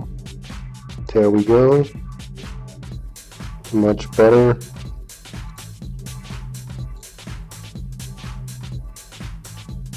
The one thing that you need in order to do this is three-dimensional thinking. A lot of people really have trouble doing a lot of this because they can only think more straightforward two-dimensional.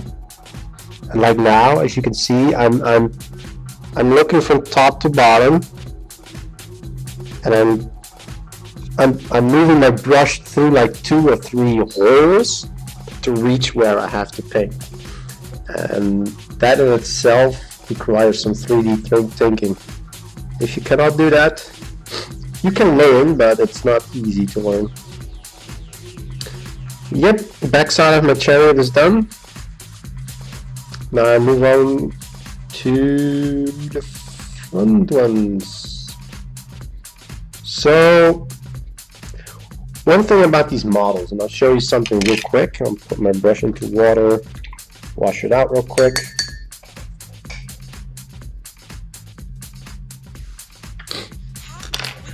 Is you get models like this. This is how you get them, right? You can see the parts if I'm moving closer. These are heads, for example. You can see them better from this side. These are heads. You clip them off, you clean them up, and then you glue them together, all these parts, right? Like left hand, right hands, whatever. So you just glue them together. So what can you do then with that knowledge? If you look at this zombie, let's see if I can get a good angle on him. This is the best angle I can get, basically. You can see that his head is on backwards. I did it not an accident, I did it on purpose. Like, I wanted to do something more with the 4 zombies than just all frontal, you know? So I just made one have a head on backwards. Why? I don't know, it looks cool, I think. That's it. There's no limit to what you can do with these models, except for your own imagination, right? And what I also added is, there's a small rat here. Rats are not standard on these chariots, but I thought it was a nice addition because zombies, rats, decaying flesh, blah blah blah, fit in well. So let me glue on a rat there. So that's how I came up with the idea of actually putting this chariot. There are a couple of arms that are kind of different from other ones because this one has a sword like sticking to the front.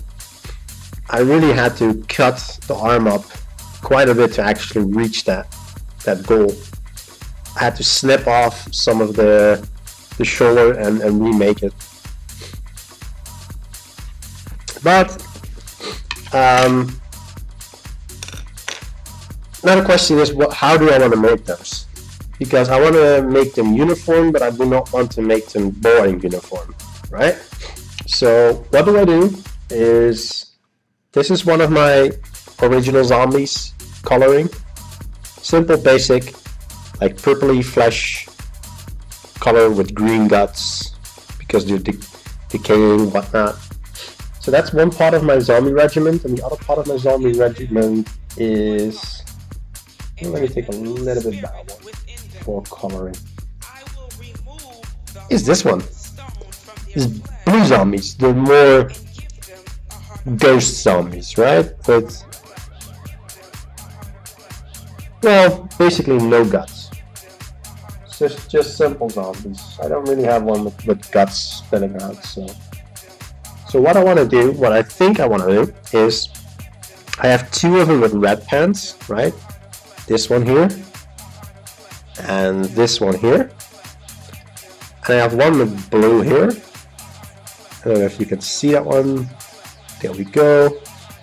One blue one here. And we're going to make this front one also blue. So that color is enchanted blue. So let me identify where exactly the clothes are.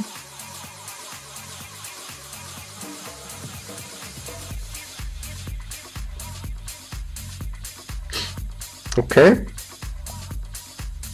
He doesn't have a lot of clothes on, but he does have clothes on. So what I'm going to do, I'm going to take my enchanted blue, because that's the blue I used on the other clothes. Open it up.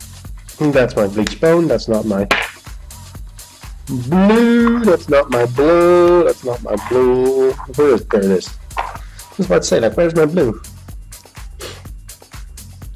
So let me open up that one.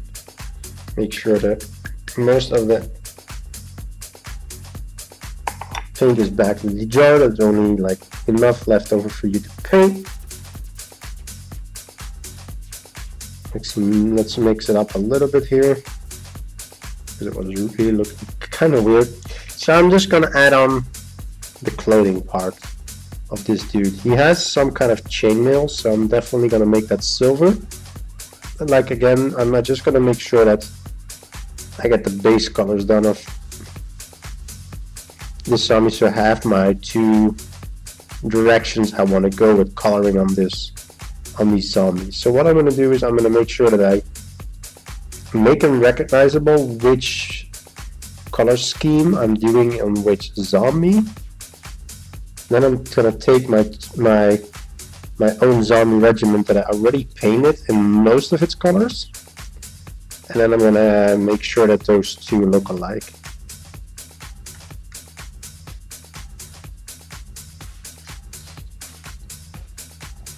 So this is kind of a bit hard to see because I'm going to have to paint the bottom side of the clothes.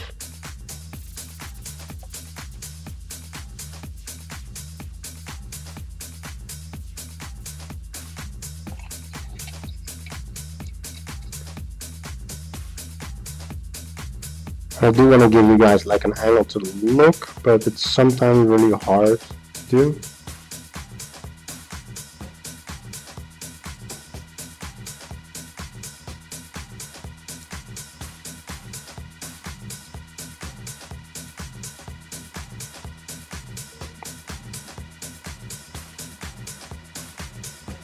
I'm kind of being a little bit sloppy here, but that's okay.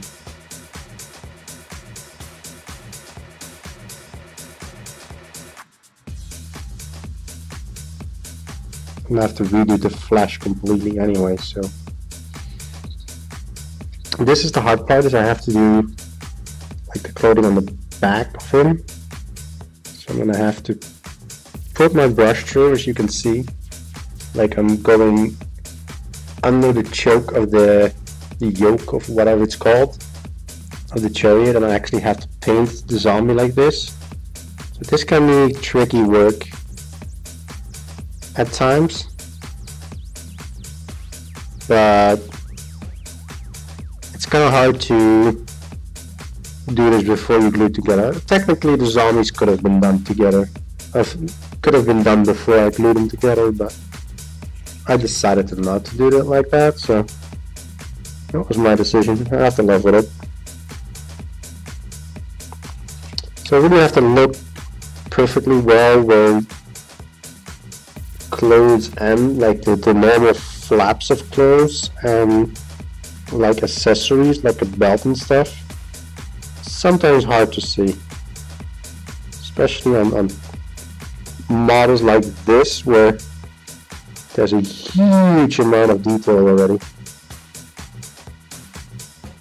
Even on the simplest models, there's a huge amount of detail. So again, here I'm actually looking with one eye and then doing 3D work, because I need to hit all spots.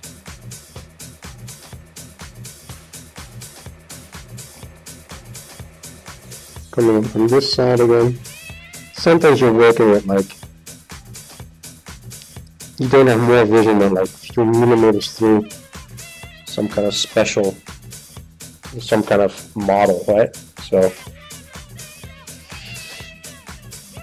if I accidentally hit something, the other paint is like really dry, so I just take a brush, take a little bit of water, and then just make sure that I get the paint off that I accidentally put in a place where it shouldn't go.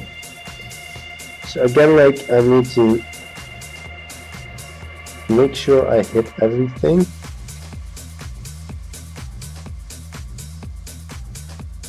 And go in from every angle to make sure I do hit everything.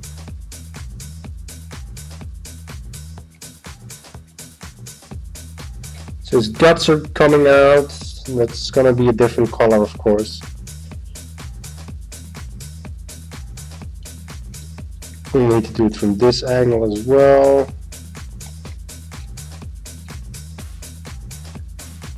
And my techniques and my insights will improve again over time when I do this more often.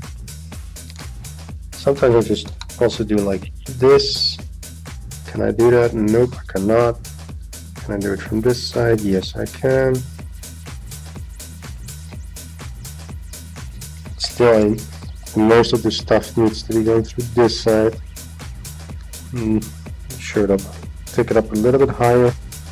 Again, sorry sometimes that I go out of reach of the camera. I also just have to really go into the corner that I have to have the model and my brush in a certain angle, and it's almost impossible for me to also be in the view of the camera sometimes. So I do apologize for that. Of course, before I stop the stream, I will do like a recap on what I did today.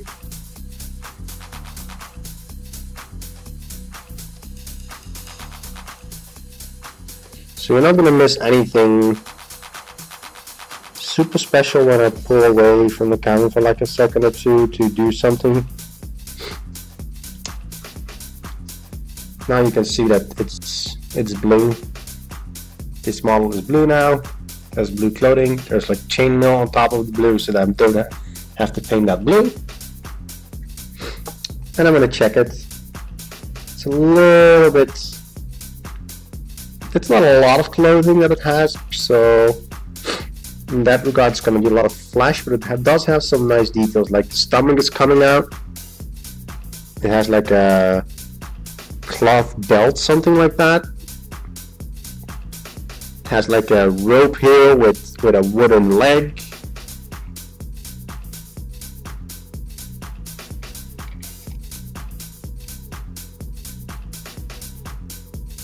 And as you can see, its foot is floating. Even though I glued the model together, the rest of the model together like it should be, this is the best way to see it.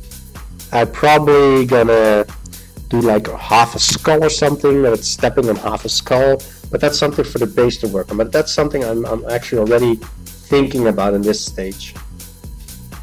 Like I wanna try to get some ideas on how to do certain stuff, right? So let me wash with a wash color, do the zombies and see how it looks. And seeing the time, that's probably the last that I'm going to do this afternoon. Making sure that the zombies are flesh washed, that they have the color that they need to have. So again, the ones with the, let's see, I don't really have the exact same color scheme as these, so I'm gonna have to just make a good, well, I wouldn't say guess, but I'm gonna make the, let me show you guys. I'm gonna make this one purple, this one blue, because then it reflects, it doesn't fade in with the color of the clothes. So we have, and I have to think about this real quick, we have a cinnamon blue as a wash, and I think the other one is Leviathan purple. It doesn't have to be exactly like the rest of the army. Jesus Christ, this one was fixated real hard. So this is the purple one, and this is wash. So you basically have like a really fluid-like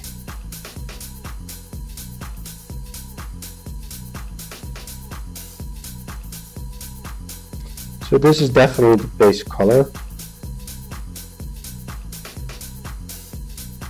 And what you do is you basically do it all, right? All the flash parts get hit by this.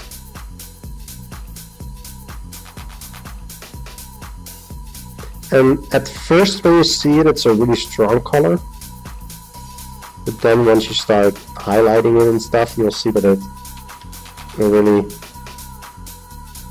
gets a lot lighter than it is now.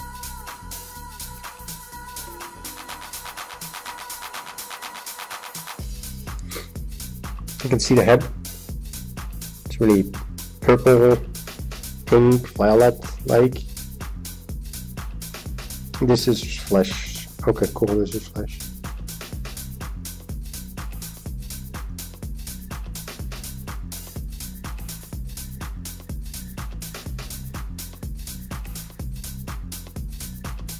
What I do often is go back to the place I already was with this wash, so to take out a little bit of those really deep detail clogging bits of paint, so that I can paint the details on in a little bit. If I just dump it on, it's not gonna look correct, not gonna look right. So I just take small bits of this paint when I do this. Actually gonna, I think I have to, yeah, this is the way I hold everything, so.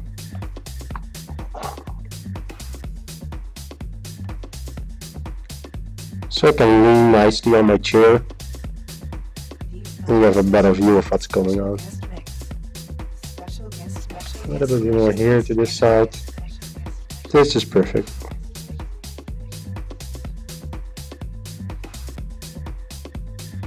So again, this is just base coloring. I think once I've done the purple ones, I'm done streaming because I need to fix dinner soon. And I'll do a recap after this real quick on what I did today, how much time it cost me, what colors I used, that kind of stuff.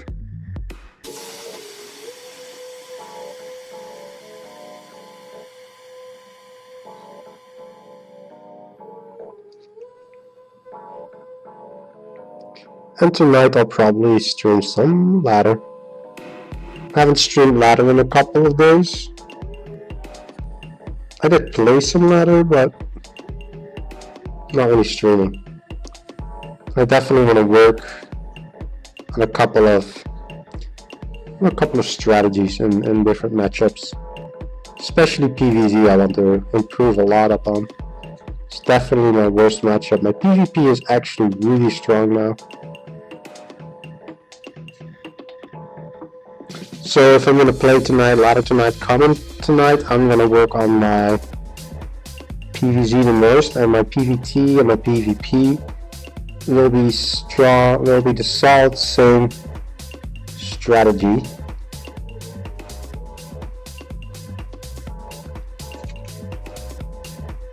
Because I think I figured out a lot of my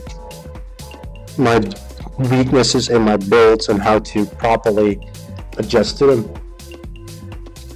so I don't have to completely work on that anymore at the moment. As soon as I get higher up, I mean, I started laddering on NA like a couple days ago, and it was really simple. I got like top 8 masters in one day. It was kind of silly actually. I meant like over 1k points with bonus pool left over. Like, well, that's silly. And then I went on to EU and I can't even reach 800 or 900 points. So that shows you exactly the difference in rank between NA and EU. There is a difference. So what I might do, just to be sneaky, is when I feel confident enough that I can Well, really play a lot, and also just confident enough that I can do better than top 8 on an A. I'm just gonna try to get Grandmasters in North America because it's easy. Might sound silly, but you know.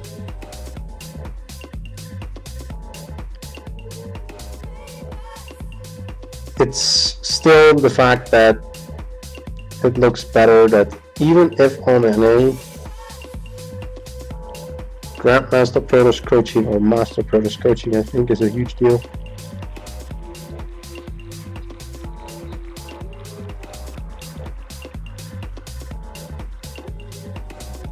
Well, and sometimes for your business you need to take action and take advantage of an option that's given to you.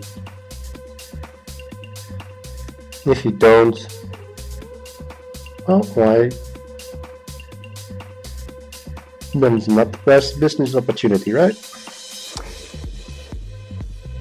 But we'll see how that's gonna happen. Yeah, after this model, after this one is done, I'm actually completely done streaming. It's already, it takes a lot of time this, so I'm definitely gonna do this more often, if you guys like it at least. If not, then I'll just keep it to myself. Maybe do like a local recording and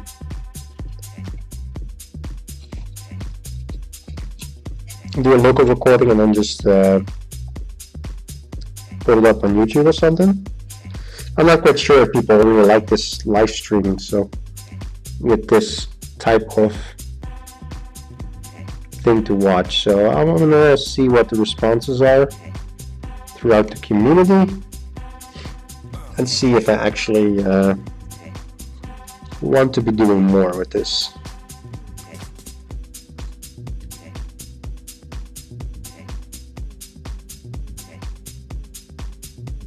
So I painted all the flesh purple, as you can see. So I have 3 more models on this chariot to do. Then I have all the base coloring done. I will not get this done today.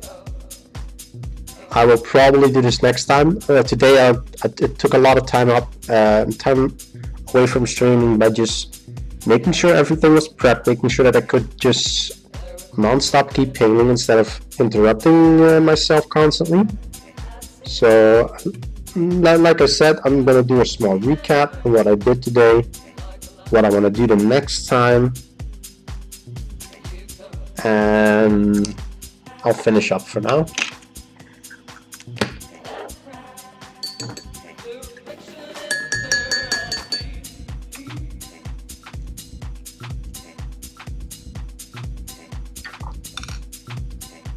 So I started out with the intention of doing the chariot. I thought about finishing up like the 3 zombie models that I basically is almost done. Almost the whole regiment is done. I'll show you guys. The difference between those 2 are the base. Simple. Nothing more, nothing less, right? Like this one has the base done. This has like grass and stuff like that. And this one doesn't. The painting, highlights, and all the other stuff from these zombies are actually done. So I don't have to do more than that with these models anymore at the moment, right? So then I was like, well, I want to do this more like a sort of introduction video to also what is Warhammer painting all about, how do you build up a model. So I took out the chariot and I decided to finish up. The first thing that you always need to do is base coloring. So what I did is I spray painted it completely white with a special base coat white. That's always the really first thing that you're gonna do once you have a model glued together. And then we're gonna give everything base colors. And what those base colors mean is I wanna add in these kind of colors, add in the silver, and in these colors here, like the flames, the bronze, the wood. Here's like the silver, the iron, that kind of stuff. Here are the flasks. Here are the darker brown wood. And I'll just add on, make sure that everything has a color. That's basically